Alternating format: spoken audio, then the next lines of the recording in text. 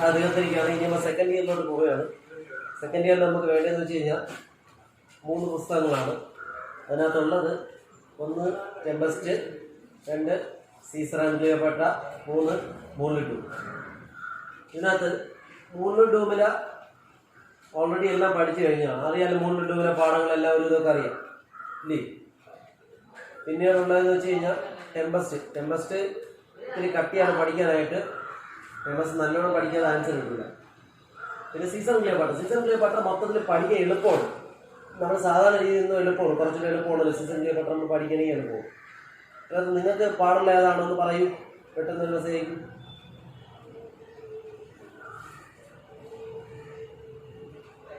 എന്നെ ഇടിയും കേട്ട അത് പറ പറ എന്തിനാണ് ഏതാണ് പാടുന്നത് പറയും.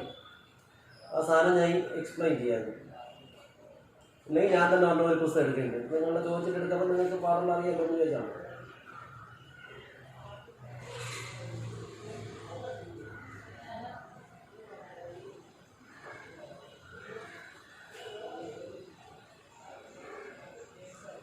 ഏതറിഞ്ഞൂടെന്ന് പറ. ഏതാണ്?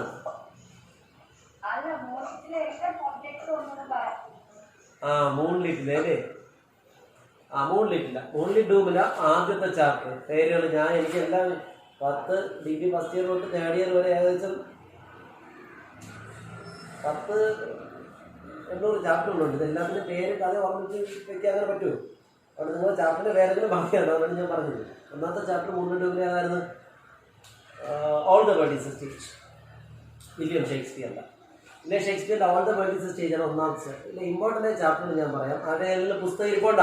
മൂന്നിട്ട് പുസ്തകം ഒന്ന് എടുത്ത് വയ്ക്കുമോ? അങ്ങനെയെങ്കിലും ചെയ്യൂ. ഇവിടെ ഉണ്ട്. അപ്പോൾ ഒന്നാമത്തെ ചാപ്റ്റർ ഇതല്ലേ? ഏതാണ്? All the world is a stage. All the world is A സ്റ്റേജിൽ നമ്മൾ ഷേക്സ്പിയറിൻ്റെ ഒരു നാടകത്തിൽ നിന്ന് എടുത്ത ഭാഗമാണ്. അത് പറയണ്ടല്ലേ? അത് അറിയാമല്ലോ നിങ്ങൾക്ക്. ഷേക്സ്പിയറിൻ്റെ ഒന്നാമത്തെ ചാപ്റ്ററായ ഏത്? All the world is a stage. അതറിയാം. അറിഞ്ഞുകൂടാത്ത ഒരാളെന്നുണ്ടെങ്കിൽ മെസ്സേജ് ചെയ്താൽ പറഞ്ഞുതരാം.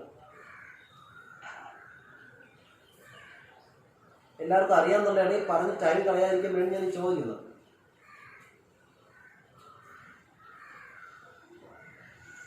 അറിയാം. ഒന്നാമത്തെ ചാപ്റ്ററായ all the world is a stage അറിയാം. രണ്ടാമത്തെ ചാപ്റ്റർ എന്ന് പറയൂ.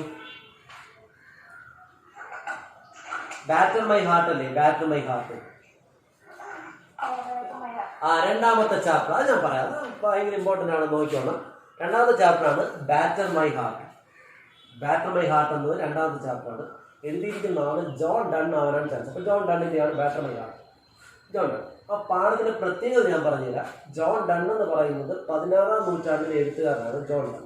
അതുകൊണ്ട് തന്നെ ഇദ്ദേഹത്തിൻ്റെ ആ കാലഘട്ടത്തിൻ്റെ പ്രത്യേകത, ഇദ്ദേഹം ആ പാഠത്തിൽ മുഴുവനായിട്ട് ചേർത്തിരിക്കുന്ന മെറ്റാഫിസിക്കൽ അല്ലെങ്കിൽ ഒരു പാരഡോക്സിക്കൽ എഫക്റ്റാണ്. പാരഡോക്സ് അല്ലെങ്കിൽ മെറ്റാഫിസിക്കൽ, അതിൻ്റെ പ്രത്യേക രീതിയിലാണ് അദ്ദേഹം എഴുതിയിരിക്കുന്നത്. ഫുള്ളായിട്ടും ഒരു ഓപ്പോസിറ്റാണ്, പാരഡോക്സിക്കലാണ്. അതിന് ആ രീതിയിൽ എഴുതുന്നതിനാണ് പാരഡോക്സിക്കൽ എന്ന് പറയുന്നത്. അതായത് എന്താണോ അദ്ദേഹം ഉദ്ദേശിക്കുന്നത് അതല്ല അതിൽ പറയും. നമ്മൾ എന്താണോ വായിക്കുന്നത് അതല്ല അതിൻ്റെ അർത്ഥം.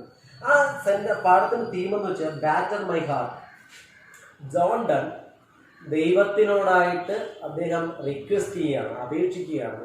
അല്ലയോ ദൈവമേ, നീ എൻ്റെ ഹൃദയത്തിലേക്ക് ബൈറ്റ് ചെയ്യുക, ഇടിക്കുക, ആഞ്ഞടിക്കുക അല്ലേ? ആഞ്ഞടിക്കുക എന്നാണ് ഉദ്ദേശിക്കുന്നത്. ബാറ്റർ മൈ ഹാർട്ട് എന്ന് ഉദ്ദേശിക്കുന്നത് അല്ലയോ ദൈവമേ, നീ എൻ്റെ ഹൃദയത്തിലേക്ക് ആഞ്ഞടിക്കൂ എന്ന് അദ്ദേഹം അപേക്ഷിക്കുകയാണ്. ആരുടെ അപേക്ഷിക്കുകയാണ്? ദൈവത്തിനോട് അപേക്ഷിക്കുകയാണ്. ഇത് സാധാരണ അല്ലയോ ഭഗവാനെ, നീ എൻ്റെ ഹൃദയത്തിലേക്ക് ആഞ്ഞാഞ്ഞ് ശക്തമായി പ്രഹരിക്കൂ എന്നാണ് മലയാളം. ഈ വാക്ക് കേൾക്കുമ്പോൾ നമ്മൾ വിചാരിക്കും ജോൺ ഡണ്ണിനെ ദൈവത്തിനോട് പറയുന്നത് അദ്ദേഹത്തിനെ ഇടിച്ച് അദ്ദേഹത്തിനെ കൊലപ്പെടുത്താൻ ദൈവത്തിനോട് പറയുന്നതാണ്. പക്ഷെ അതല്ല. ഇതിന് പകരം അദ്ദേഹം പാരഡോക്സിക്കൽ മീനിങ് ആയിട്ട് മറ്റൊരു രീതിയിലാണ് പറയുന്നത്. ആ രീതിയാണ് പാരഡോക്സിക്കൽ എന്ന് പറയുന്നത്. അതിൽ അദ്ദേഹം ഉദ്ദേശിക്കുന്നത്, അദ്ദേഹത്തിന് ആഞ്ഞടിക്കാനല്ല അദ്ദേഹം പറയുന്നത് എന്താണ്? അല്ലയോ ദൈവമേ, കുട്ടിക്കാലം മുതൽ ഞാൻ കുഞ്ഞായിരുന്നു. അതാണ് അതിൻ്റെ തീം. ഞാൻ കുഞ്ഞായിരുന്നപ്പോൾ എൻ്റെ ഹൃദയം മുഴുവൻ നിഷ്കളങ്കത കൊണ്ട് നിറഞ്ഞതായിരുന്നു. ഒരാളെയും വേദനിപ്പിക്കുവാനോ ഒരാളെയും കഷ്ടപ്പെടുത്തുവാനോ ഞാൻ തയ്യാറല്ലായിരുന്നു. എല്ലാവരോടും എനിക്ക് സ്നേഹം മാത്രമേ ഉണ്ടായിരുന്നുള്ളൂ കുട്ടിക്കാലത്ത്. എന്നാൽ അന്ന് സ്നേഹം മാത്രമുണ്ടായിരുന്ന എൻ്റെ ഹൃദയത്തിലാണ് അങ്ങ് യഥാർത്ഥത്തിൽ ജീവിച്ചിരുന്നത്. അങ്ങനെയുള്ള എന്നെ ജീവിച്ചിരുന്ന എൻ്റെ ഹൃദയത്തിൽ അങ്ങ് ജീവിച്ചിരുന്നു. അന്ന് തന്നെ എൻ്റെ ഹൃദയം മുഴുവൻ നിഷ്കളങ്കത കൊണ്ട് നിറഞ്ഞിരുന്നു. ആ ഹൃദയത്തിൽ അങ്ങ് ജീവിച്ചിരുന്നു. എന്നാൽ ഞാൻ വലുതായിക്കൊണ്ടിരുന്നപ്പോൾ, ഓരോ പ്രായം കഴിഞ്ഞുകൊണ്ടിരുന്നപ്പോൾ എൻ്റെ ഹൃദയം മുഴുവൻ ഡെവിൾ അറ്റാക്ക് ചെയ്യാൻ തുടങ്ങി എന്നാണ് അദ്ദേഹം പറയുന്നത്. ഡെവിൾ കയറിയിട്ട് അങ്ങയുടെ സാന്നിധ്യം ഇവിടെ നിന്ന് പോയി. ഇപ്പം അങ്ങ് ഇവിടെ ഇല്ല. എൻ്റെ ഹൃദയം മുഴുവൻ മറ്റുള്ളവരെ ദ്രോഹിക്കുകയും ആരോടും ഇഷ്ടമില്ലാതെയും എല്ലാവരോടും വെറുപ്പോടും സംസാരിക്കുകയും ചെയ്യുന്ന ഒരു ഹൃദയമായി മാറിയിരിക്കുന്നു എന്നത്. അതുകൊണ്ട് തന്നെ എൻ്റെ ഈ ഹൃദയത്തിലേക്ക്, അങ്ങനെയുള്ള ഹൃദയത്തിലേക്ക് അങ്ങ് ആഞ്ഞാഞ്ഞാഞ്ഞ് ബാറ്ററിയും പ്രഹരിച്ചിട്ട് എൻ്റെ ഹൃദയത്തിൻ്റെ ഉള്ളിലിരിക്കുന്ന ഡെവിളിനെ എടുത്ത് പുറത്ത് കളയണേ. അല്ലയോ ദൈവം, എൻ്റെ ഹൃദയത്തിൻ്റെ ഉള്ളിലിരിക്കുന്ന ഡെവിളിനെ എടുത്ത് പുറത്ത് കളഞ്ഞിട്ട് ആ സ്ഥാനത്ത് അങ്ങ് വന്നിരിക്കണേ. എൻ്റെ ഹൃദയത്തിലേക്ക് പ്രഹരിക്കാൻ പറയുന്നത് എന്നെ വേദനിപ്പിക്കുന്നതല്ല. എൻ്റെ ഹൃദയത്തിനോട് പ്രഹരിക്കുമ്പോൾ എൻ്റെ ഉള്ളിലുള്ള ആര് പോവും? ഡെവിള് പോയിട്ട് ആ സ്ഥാനത്തേക്ക് അങ്ങ് തിരിച്ചു വരണേ എന്നാണ് അതിൻ്റെ മീനിങ്. ഇത് വളരെ വലിയ പാരഡോക്സ് ആയിരിക്കും. ഇത് കേൾക്കുന്ന ആദ്യമായിട്ട് ആ പാഠം വായിക്കുന്ന ഒരാളോ, ഈ പാഠത്തിൻ്റെ പേര് വായിക്കുന്ന ഒരാളോ ഇങ്ങനൊരു തീം ഒരിക്കലും പ്രതീക്ഷിക്കുന്നില്ല. പാരഡോക്സ് എന്ന് വെച്ച് കഴിഞ്ഞാൽ ഒന്ന് പറഞ്ഞിട്ട് മറ്റൊന്നിനെയാണ് സൂചിപ്പിക്കുന്നത്. ആ രീതിയാണ് ആ പാരഡോക്സിക്കൽ ഐഡിയ എന്ന് പറയുന്നത്. അപ്പോൾ അത് പരീക്ഷയ്ക്ക് അതൊന്ന് പാരഗ്രാഫ് ക്വസ്റ്റിനൊക്കെ അതിൻ്റെ ആരെങ്കിലും ഓൺലൈനിലുണ്ടെങ്കിൽ ആ പാരഗ്രാഫ് ക്വസ്റ്റിന് ഏറ്റവും അവസാനത്തെ പാരഗ്രാഫ് ക്വസ്റ്റിനായിട്ട് കൊടുത്തതിന് ക്വസ്റ്റ്യൻ വായിക്കുമോ? ഈസ് ഇറ്റ് മെറ്റാഫിസിക്കൽ കൺസീറ്റ് എന്നാണ് കൊടുത്തിരിക്കുന്നത്, അതോ പാരഡോക്സിക്കൽ സ്റ്റേറ്റ്മെന്റ് ആണ്? അല്ല, പാരഗ്രാഫ് ക്വസ്റ്റ്യൻ എടുത്താണ്. ആ പുസ്തകം നിങ്ങൾ എല്ലാ പുസ്തകങ്ങളും എൻ്റെ പുസ്തകം കൊണ്ടൊന്നുമില്ല, അതറിയാൻ വയ്യ. Major metaphors. മെറ്റഫർ. അപ്പോൾ മെറ്റഫർ എന്ന് വെച്ച് കഴിഞ്ഞാൽ ഒന്നിനെ മറ്റൊന്നായിട്ട് സൂചിപ്പിക്കുന്നതാണ് മെറ്റഫർ. അത് തന്നെ പറയാം. ഇനി ഒരു പാരഗ്രാഫ് ക്വസ്റ്റ്യൻ പറഞ്ഞു പാരഡോക്സസ്. പിന്നെ ഈ രണ്ട് ക്വസ്റ്റ്യൻ ആണുള്ളത്. അതായത് ഈ പാഠത്തിൽ പറഞ്ഞിരിക്കുന്നതെന്ന് വെച്ച് കഴിഞ്ഞാൽ രണ്ടും ഒരു ക്വസ്റ്റ്യൻ, പക്ഷെ രണ്ടിനും ഒരു ആൻസർ തന്നെ എഴുതിയാൽ മതി. മെറ്റഫറും പാരഡോക്സും അവിടെ ഒന്നാണ്. പാരഡോക്സ് ആയിട്ട് അദ്ദേഹം ഉദ്ദേശിക്കുന്നത്, അതായത് ഒന്ന് പറഞ്ഞിട്ട് മറ്റൊന്നായിട്ട് ഉദ്ദേശിക്കുന്ന എല്ലാം തന്നെ അദ്ദേഹം സൂചിപ്പിച്ചിരിക്കുന്ന മെറ്റഫേഴ്സ് കൊണ്ടാണ്. മെറ്റഫറെന്ന് വെച്ച് കഴിഞ്ഞാൽ ഒന്ന് മറ്റൊന്നാണെന്ന് പറയുന്നതിന് മെറ്റഫർ, ഒന്ന് മറ്റൊന്നാണെന്ന് പറയുന്നതിന് മെറ്റഫർ. അദ്ദേഹം പ്രത്യേകം എന്ന് വെച്ച് കഴിഞ്ഞാൽ അദ്ദേഹം ആ പോയത്തിൽ എൻ്റെ ഒരു ഉദ്ദേശത്തിനിടെ ആദ്യം അദ്ദേഹം പറയുന്നത് ഞാനൊരു ഒരു ടൗൺ ആണെന്നും ആ ടൗണിനെ എന്താണ് നിങ്ങൾ ദയവ് ചെയ്ത് ഈ ടൗണിനെ അങ്ങ് കീഴ്പ്പെടുത്തുക, എൻ്റെ ദൈവമേ ഞാനാകുന്ന ടൗണിനെ അങ്ങ് കീഴ്പ്പെടുത്തണേ എന്നാണ് പറയുന്നത്. അതായത് കീഴ്പ്പെടുത്തണേ എന്ന് പറയുന്നതിന് ഉദ്ദേശിക്കുന്നത് എൻ്റെ മനസ്സാകുന്ന ടൗണിലേക്ക് അങ്ങ് വന്ന് കുടിയിരിക്കണേ എന്നാണ് അതിൻ്റെ മീനിങ്. അതുകൊണ്ട് തന്നെ ആ ചാപ്റ്റർ വളരെ ഇമ്പോർട്ടൻ്റ് ആണ്. ആ ചാപ്റ്റർ ചോദിക്കുന്നത് നല്ല അതിൻ്റെ പഠിച്ച ചാപ്റ്ററല്ലേ ഞാൻ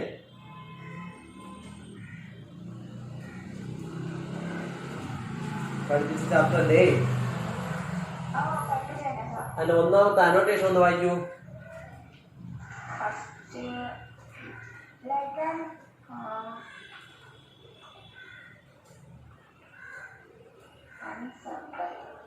അഷാബ്ഡ് ടൗൺ.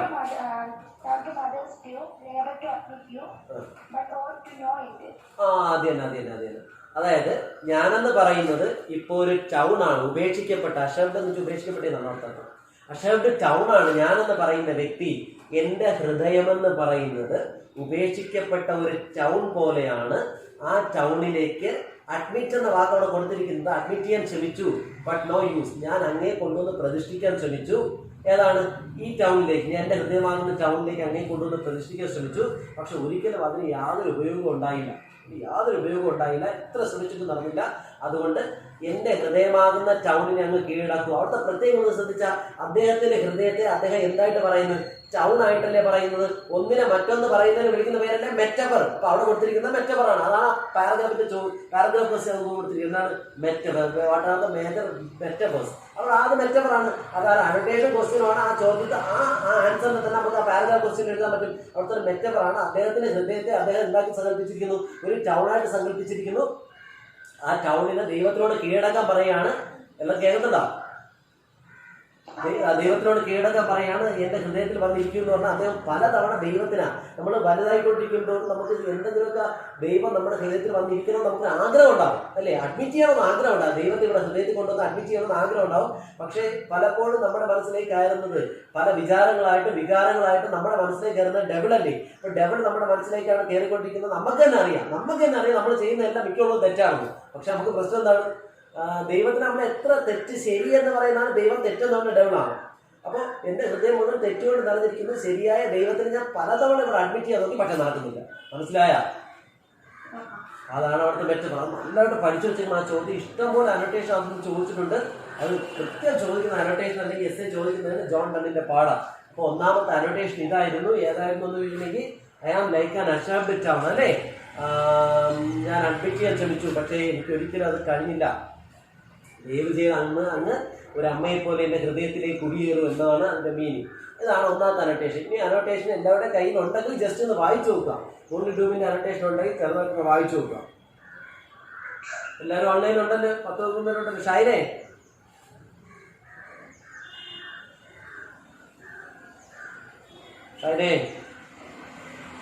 പോയാ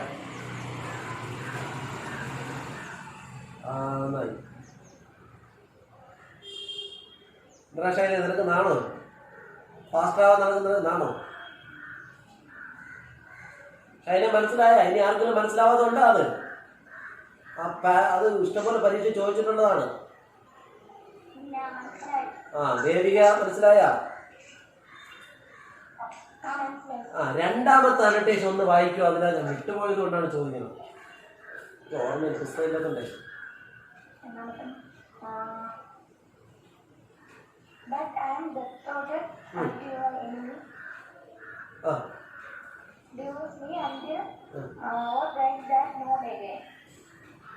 ഒന്നുകൂടെ പറഞ്ഞത്.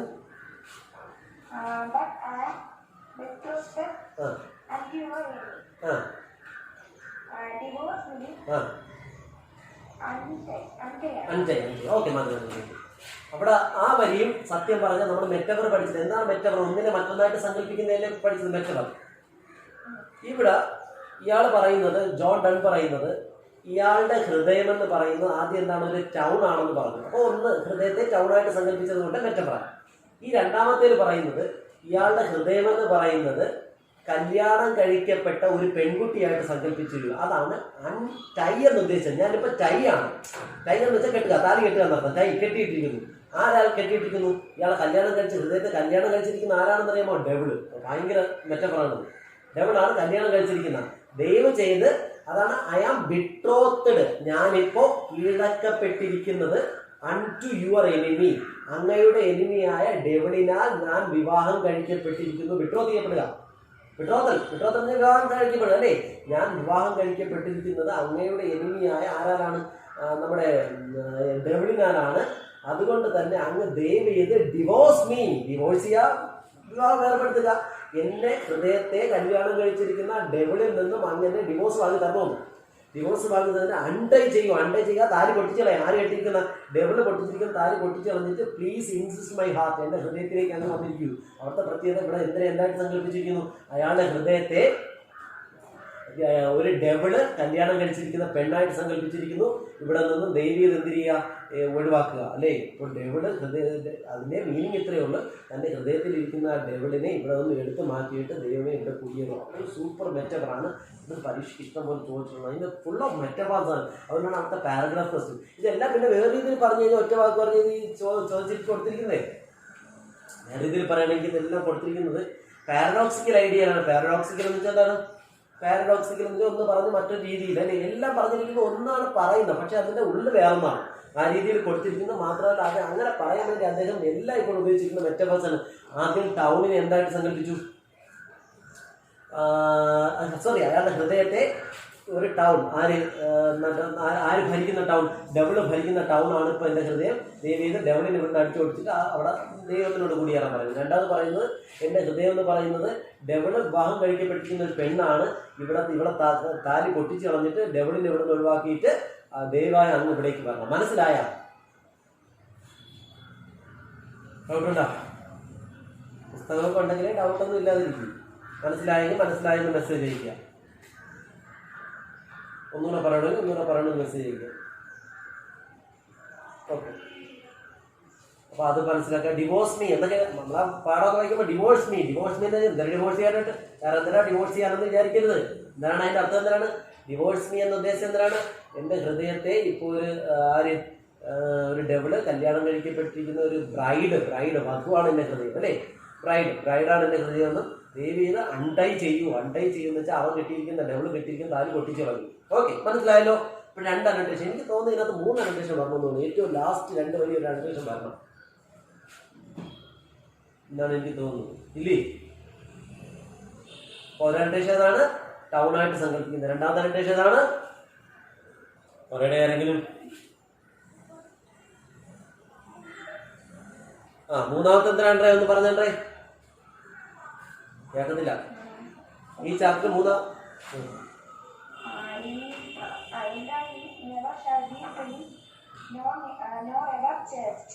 ഓക്കെ യന്ത്രാത്മി എന്ന് വെച്ച് കഴിഞ്ഞാൽ എന്റെ കീഴടക്കൊന്നും ഒരിക്കലും ഇനി ആർക്ക് കിട്ടാത്ത രീതിയിൽ, ഡെവിളിന് ഒരിക്കലും എന്റെ ഹൃദയത്തെ കിട്ടാത്ത രീതിയിൽ എന്റെ ഹൃദയത്തെ അങ്ങ് എൻസ്ലേവ് ചെയ്യുക, കീഴടക്കുക, എന്നെ കീഴടക്കണേ. അവിടെയും പറഞ്ഞിരിക്കുകയെന്ന് വെച്ച് കഴിഞ്ഞാൽ എന്റെ ഹൃദയം ഇപ്പൊ ആര് പിടിച്ചിരിക്കുകയാണ്? ഡെവിള് പിടിച്ചിരിക്കുകയാണ്. ആ ഹൃദയത്തെ ഇനി ഒരിക്കലും ആർക്ക് കിട്ടാത്ത രീതിയിൽ, ഡെവിളിന് കിട്ടാത്ത രീതിയിൽ അങ്ങ് എന്നെ ആക്രമിച്ച് കീഴ്പ്പെടുത്തു. പക്ഷെ അവിടെ ആക്രമിച്ച് കീഴ്പ്പെടുത്തും ദൈവത്തിനോട് പറയുമ്പോഴും അതൊരു പാരഡോക്സ് ആണ്. ദൈവത്തിനോട് ആക്രമിക്കാനല്ല പറയുന്നത്. ആക്രമിക്കാൻ പറയുമ്പോഴും ആക്രമിച്ച് ആരെ ഹൃദയത്തിനകത്തിരിക്കുന്ന ഡെവിളിനെ തോൽപ്പിക്കാനാണ് ഉദ്ദേശിക്കുന്നത്. പക്ഷെ നമ്മളൊരു പെട്ടെന്ന് കേൾക്കുന്ന ഒരാളായിരിക്കും ദൈവത്തിനോട് നമ്മൾ ആക്രമിക്കാൻ പറയുന്നത്. അങ്ങനെയല്ല.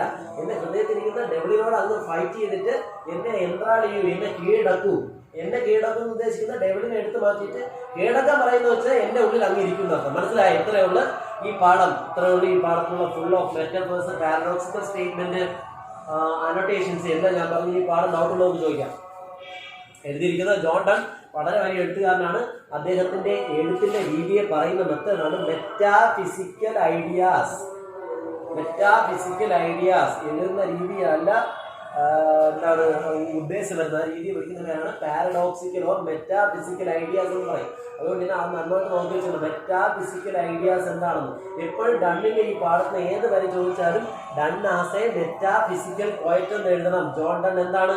മെറ്റാഫിസിക്കൽ പോയറ്റ് എന്ന് എഴുതണം. മെറ്റാഫിസിക്കൽ പോയറ്റ് മെയിലൊക്കെ പഠിച്ചിട്ടുള്ളവർക്ക് അറിയാം. ജോൺ ഡണ്ണിന്റെ ഒരു ഭയങ്കര ഉദ്ദേശമാണ്. ഉദ്ദേശം എന്ന് വെച്ചാൽ ഭയങ്കര താൻ എഴുതുന്ന രീതിയിൽ നിന്നും അയാൾ എഴുതുന്ന ഒന്നായിരിക്കും, പക്ഷെ ഉദ്ദേശം മറ്റൊന്നായിരിക്കും. നമ്മൾ മെയിനിൽ പഠിച്ചിട്ടുള്ളവർക്ക് അറിയാം. സൺറൈസിംഗ് പഠിച്ചതിൽ അതായിരുന്നു. അത്രയേ ഉള്ളൂ. ഇനി അതിന് ഡൗട്ട് ഉണ്ടെങ്കിൽ ചോദിച്ചു. രണ്ടാമത്തെ ചാപ്റ്ററാണ് നമ്മളിപ്പോൾ വർക്കൗട്ട് ചെയ്തത്. അപ്പൊ 2 ചാപ്റ്ററായ ഒന്നാമത്തേതായിരുന്നു all the world is a change. 7 സ്റ്റേജുകളായിട്ട് ഒരു മനുഷ്യന്റെ ജീവിതത്തെ അല്ലേ? എനിക്ക് തോന്നുന്നത് ഒന്നാമത്തെ stage all the world is a change എങ്ങനെയായിരുന്നു? ഒന്നാമത്തെ സ്റ്റേജ് ഇൻഫാന്റ് ആയിട്ട്, രണ്ടാമത്തെ സ്റ്റേജ് സ്കൂൾ ബോയ് ആയിട്ട്, മൂന്നാമത്തെ സ്റ്റേജ് ലവറായിട്ട്, നാലാമത്തെ സ്റ്റേജ് സോൾജിയർ ആയിട്ട്, അഞ്ചാമത്തെ സ്റ്റേജ് നല്ല വയറുള്ള ഒരു മനുഷ്യനായിട്ട്, അങ്ങനെയൊക്കെ ഒരു 6-7 സ്റ്റേജുകളുണ്ട്. അത് ഓർഡറിനത് പഠിച്ചു വെക്കുക അല്ലേ? അങ്ങനെയല്ലേ വരുന്ന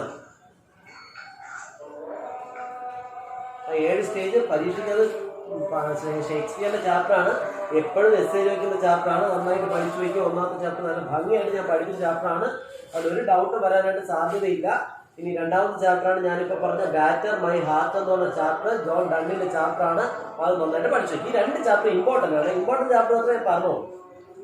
പിന്നെ ടെലിഫോൺ കോൺവെർസേഷൻ അതൊക്കെ നിങ്ങൾ വായിച്ചു വെച്ചിരുന്നാൽ മതി. അല്ലാതെ വലിയ ഇമ്പോർട്ടൻസ് ഉള്ളില്ലാത്ത ചാപ്റ്ററാണ്. അടുത്ത പറഞ്ഞാണ് മൂന്നാമത്തെ ചാപ്റ്ററാണ് the rime of an ancient mariner.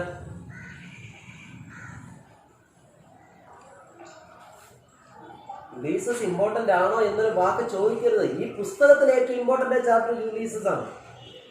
കാരണം ഈ പുസ്തകത്തിലെ ഏറ്റവും ഇമ്പോർട്ടന്റ് ആയ ചാപ്റ്റർ, എപ്പോഴും സ്ഥിരവസ്ഥ ചോദിക്കുന്ന ചാപ്റ്റർ ഞാൻ പറഞ്ഞത്. സ്ഥിരവസ്ഥ ചോദിക്കുന്ന ചാപ്റ്റർ എന്താണ്? ശില്പം ഉണ്ടായിരുന്നത്. ശില്പം ഉണ്ടാ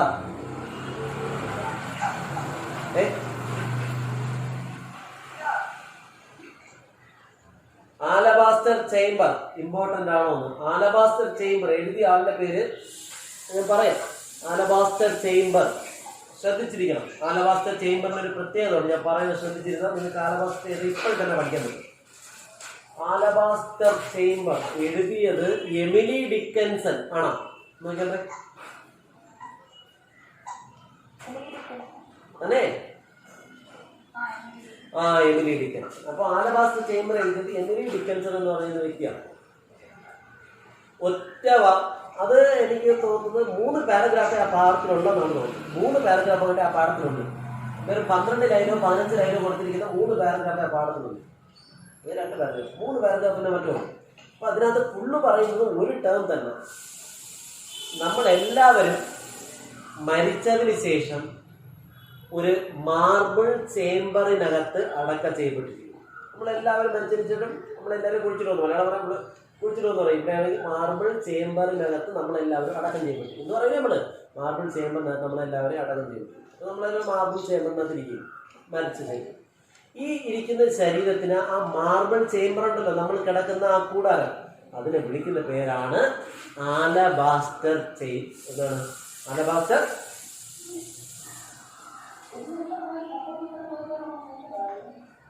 അടിപൊളി. ഇത് ആരെ വീട്ടിൽ സംസാരിക്കുന്നത്?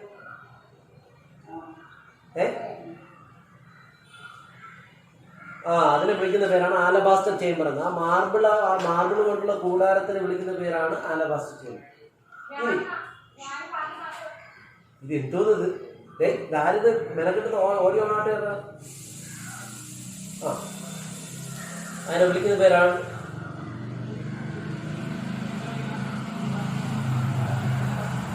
പേരാണ് ആലബാസ്റ്റർ ചേംബർ എന്ന് വിളിക്കുന്ന സാധനം. ഇനി ഒരാൾ ഇതിനകത്ത് കിടക്കുന്ന ഒരാളുടെ പ്രത്യേകത, ഇതിന്റെ ഒരാൾ ഇതിനകത്ത് വോയിസ് വേണ്ടേ? വോയിസ് നമ്മൾ ചോദിക്കുമ്പോൾ നിങ്ങൾ വന്നിട്ട് പറഞ്ഞാൽ മതി. അത് ഞാൻ ഇപ്പൊ എന്തെങ്കിലും ചോദിക്കുമെന്ന് പറയും, കുഴപ്പമില്ല. ഇത് നോക്കും, നമ്മൾ ആലബാസ്റ്റർ ചേംബറിനകത്ത് എല്ലാവരും ആലബാസ്റ്റർ ചേംബറിനകത്ത് ഇറങ്ങി. ആലബാസ്റ്റർ ചേംബറിന്റെ പ്രത്യേകത വെച്ച് കഴിഞ്ഞാൽ അത് ടൈമിനാലോ കാലത്തിനാലോ കാറ്റിനാലോ മഴയാലോ ഒന്നിനാലും യാതൊരു കുഴപ്പമില്ലാതെ നമ്മൾ അതിനകത്ത് കിടക്കും. ഇതൊന്നും it is unaffected by time എന്ന് പറയുന്നത്. ഒരിക്കലും ടൈമിനാൽ അഫക്റ്റ് ചെയ്യപ്പെടുന്നില്ല.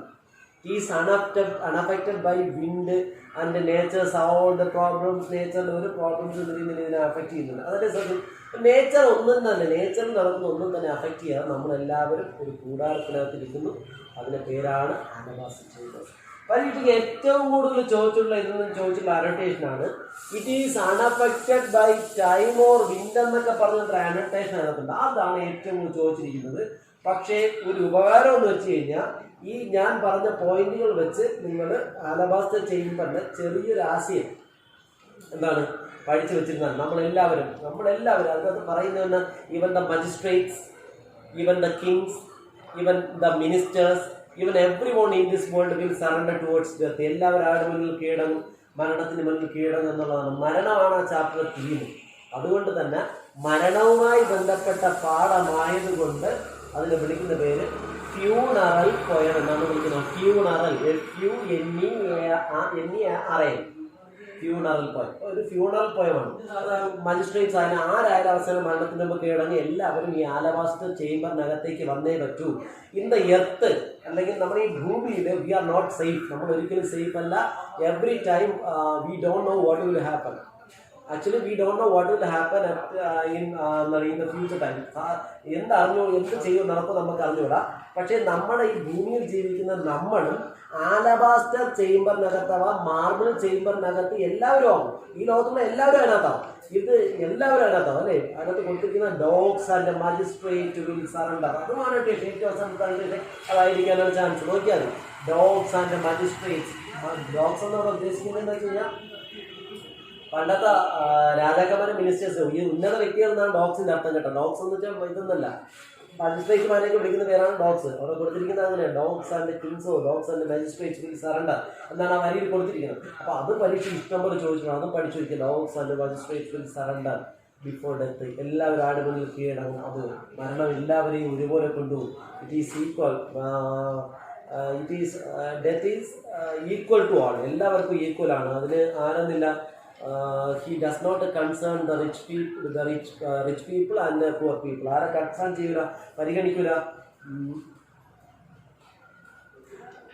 പറയാം. രണ്ടാം സ്റ്റേഷനില്ല. ആരാണ് മെസ്സേജ് അയച്ചത്? ഇപ്പം ആരാണ് അയച്ചത്? നോട്ട് കണ്ടിട്ടില്ല. പൂർണ്ണിമേ അത് ഞാൻ പറഞ്ഞുതരാം. അതെന്താണ് ഞാൻ പറഞ്ഞുതരാം. ഞാൻ പറഞ്ഞത് രണ്ട് അനോട്ടേഷൻ മനസ്സിലായ?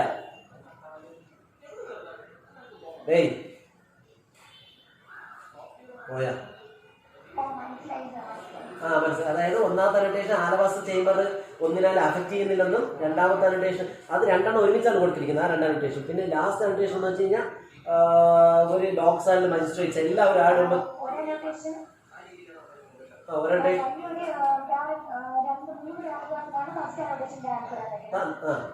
അതിനകത്ത് ഈ പോയിന്റുകളൊക്കെ വന്നാ ഒന്നിനാൽ അഫക്റ്റ് ചെയ്യുന്നില്ല അതല്ലേ? അതിനകത്ത് ഞാൻ ഈ പറഞ്ഞ പോയിന്റുകളല്ലേ കിടക്കുന്നത്, ഒന്നിനാലും എഫക്ട് ചെയ്യുന്നില്ല, എല്ലാം എപ്പോഴും നമ്മളെല്ലാം സേഫാണ്. എവിടെ? ആലപാസം ചെയ്യുമ്പോൾ അല്ലേ?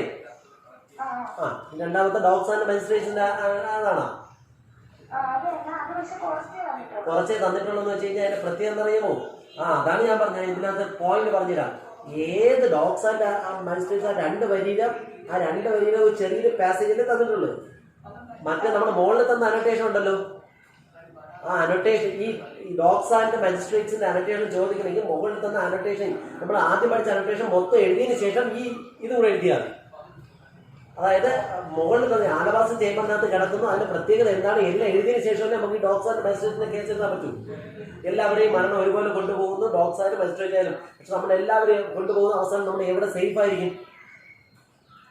ആലപാസം ചേമ്പർ. അധ്യയനം അത്ര അതിനകത്ത് അത്രയേ ഉള്ളൂ. അത് നിങ്ങൾക്ക് എസ് ചോദിക്കാറില്ല അങ്ങനെ, കാരണം അതിനകത്ത് അത്രയും ഇതില്ല, അത്രയും വരികൾ എഴുതാനില്ല. കാരണം എല്ലായ്പ്പോഴും നിങ്ങൾ പാഠം ഫുള്ള് വായിച്ചു നോക്കിയാലും എല്ലാം പറയുന്ന ഒരു കാര്യം തന്നെ, we all are safe in the alabaster chambers. It is not affected by the time or nature's problems.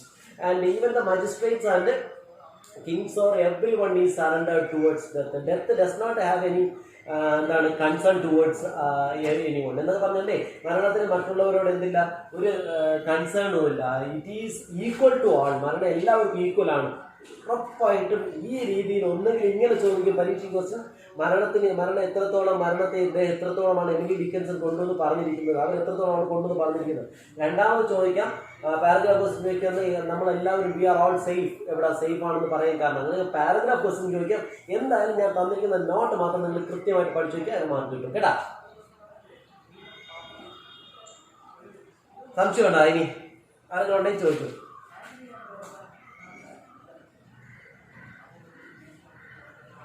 ചാപ്റ്ററാണ് നമ്മൾ ഡിസ്കസ് ചെയ്തത്.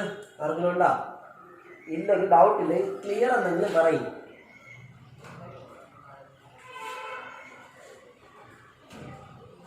ഓക്കെ, ഇനി അടുത്തത് അനി. ഓക്കെ, അടുത്തത് പൂർണ്ണിമ. ഓക്കെ, അടുത്തത് ഇനി ഉണ്ടല്ലോ ആൾക്കാർ.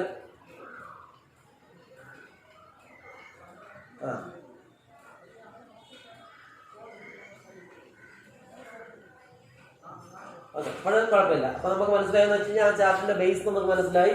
ഈ ചാപ്റ്റർ അപ്പൊ നമ്മളിന്ന് പഠിച്ച 3 ചാപ്റ്ററുകളാണ്. ഏതൊക്കെയാണ്? ഷൈന്. കേട്ട. അപ്പോൾ ആദ്യം നമ്മൾ 3 ചാപ്റ്ററുകളിൽ നിന്ന് ബേസ് വെച്ച് പഠിച്ചത് ഒന്ന് ഏതാണ്? All the world is a stage. 2 batter my heart. 3 okay, ശരി. അപ്പോൾ അതാണ് നമ്മൾ 3 പഠിച്ചത്. ഇനി അടുത്ത നിങ്ങൾക്ക് ഡൗട്ട് വരാൻ സാധ്യതയുള്ള ചാപ്റ്റർ, നിങ്ങൾ ഈ 3 ചാപ്റ്ററും നിങ്ങൾ പുസ്തകം ഇരിപ്പുണ്ടെങ്കിൽ ഒന്ന് ജസ്റ്റ് ഒന്ന് വായിച്ചു നോക്കി, നോട്ടൊക്കെ ഒന്ന് ഒരു 3 മിനിറ്റ് ഒന്ന് വായിച്ചു നോക്കിയാൽ.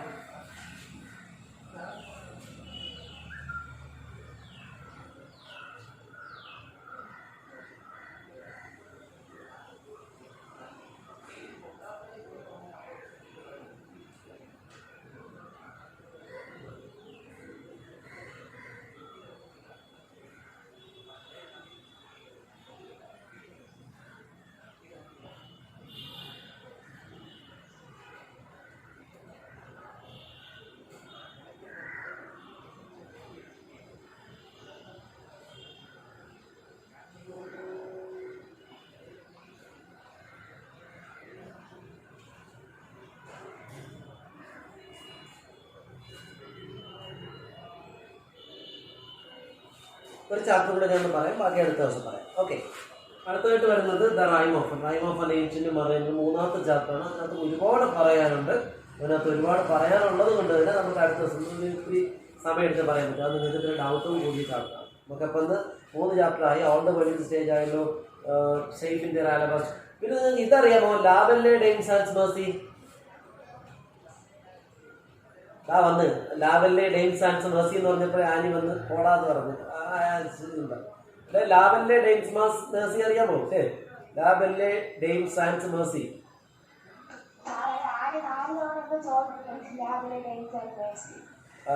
അതിന്റെ അർത്ഥം അറിഞ്ഞൂടെ?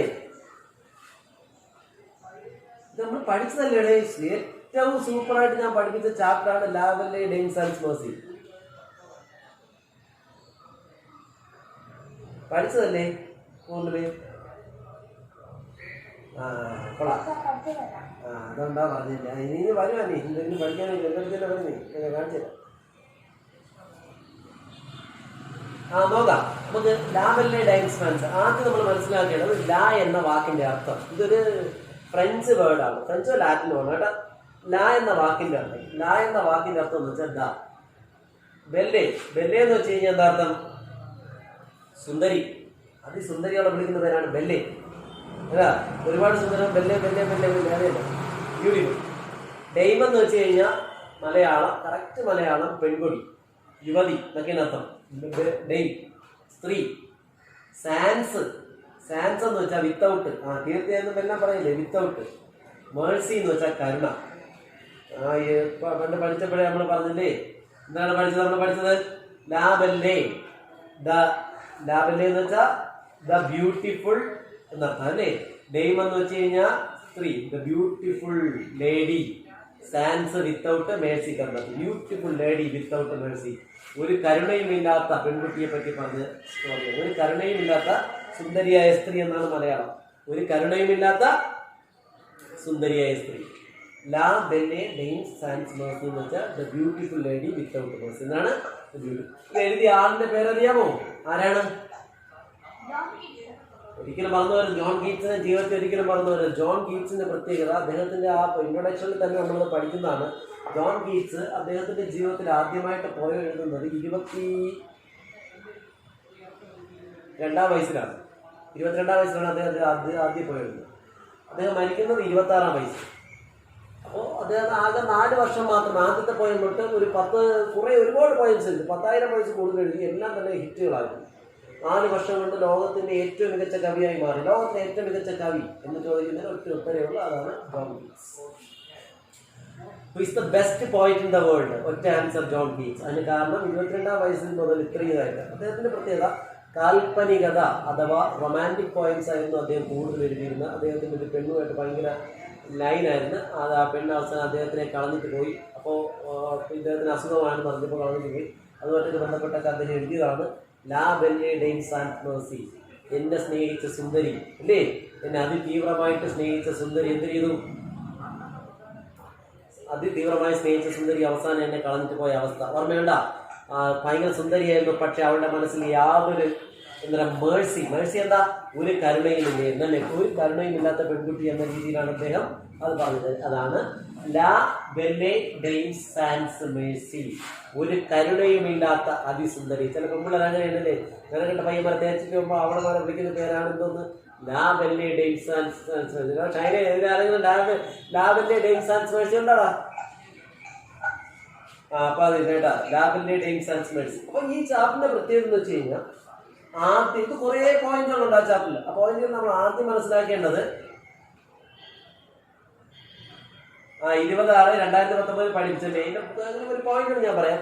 ഇത് ആദ്യം കാണിക്കുന്നതെന്ന് വെച്ച് കഴിഞ്ഞാൽ ഒരു വ്യക്തി ഇങ്ങനെ ഒരു കാട്ടിലൂടെ അലഞ്ഞു തിരിഞ്ഞ് നടക്കുന്ന ഒരു രാജാവ്, ഒരു പ്രഭു, ഒരു ഉടവാട് കൊണ്ട് ഇങ്ങനെ അലഞ്ഞു തിരിഞ്ഞ് നടക്കുന്ന രാജാവിന് നമ്മുടെ ഇയാൾ കാണുന്നു, കവി കാണുന്നു, സങ്കല്പവും കവി കാണുന്നു. അപ്പോൾ ഇയാളോട് ചോദിക്കുന്നു, താങ്കൾ എന്തിനാണ് ഇവിടെ ഇങ്ങനെ അലഞ്ഞു തിരിഞ്ഞ് നടക്കുന്നതെന്ന് ചോദിക്കും. അപ്പൊ രാജാവ് മറുപടി പറയുന്ന രംഗമാണ്.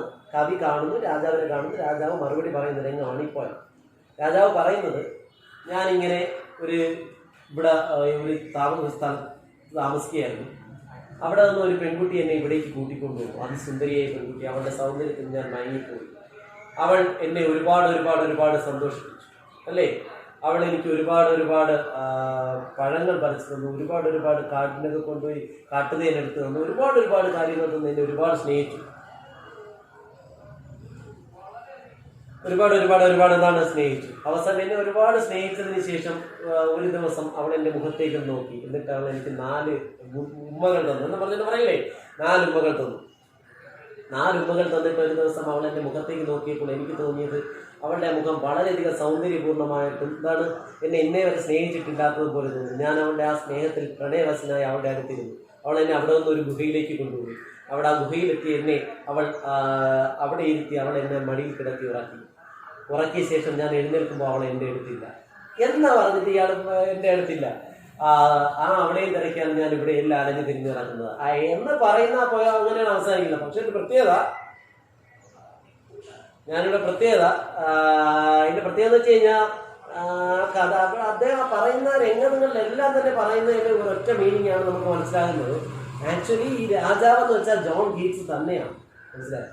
ജോൺ കീറ്റ്സിനെ തൻ്റെ കാമുകി പ്രണയിച്ച് തൻ്റെ കാമുകി വളരെയധികം സ്നേഹം കൊടുത്ത് ഇതെല്ലാം ചെയ്തിട്ട് ഏറ്റവും അവസാനം അവർക്ക് എന്തൊക്കെ നൽകാൻ പറ്റുമോ അതെല്ലാം നൽകിയ ശേഷം ജോൺ കീറ്റ്സ് ഇവളോട് അത്രയും ഭയങ്കരമായിട്ട് ആത്മാർത്ഥമായിട്ട് ഇത്രയും ഇതിലായ സമയത്ത് ഇയാളെ കളഞ്ഞിട്ടുണ്ട്. അപ്പോൾ അതിൻ്റെ വിഷമത്തിൽ ഇപ്പോഴും അയാൾ താൻ അലഞ്ഞു തിരിഞ്ഞ് നടക്കുന്നു എന്നത് രാജാവിന്റെ കഥയിലൂടെ സൂചിപ്പിച്ച വ്യക്തി. അതാണ് ലാബല്ലേ ഡെയിൻസ് ആൻഡ് സ്പെഴ്സി. ഇനി സംശയം ഉണ്ടാവും.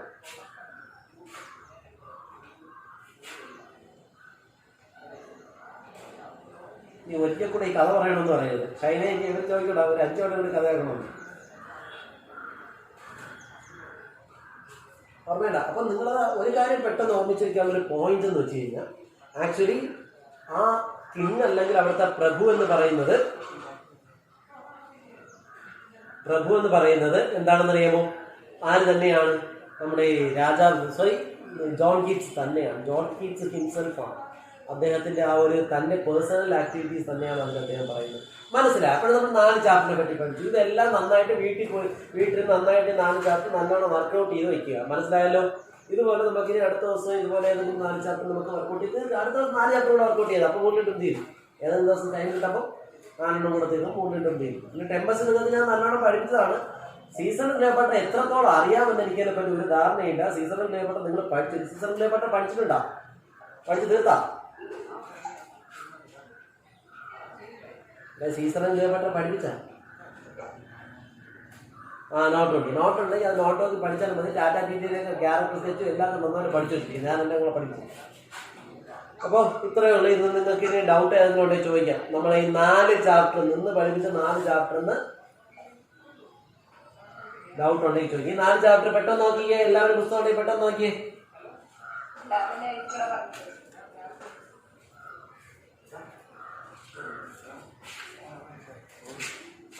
ഒന്ന് പറയണ്ടേ?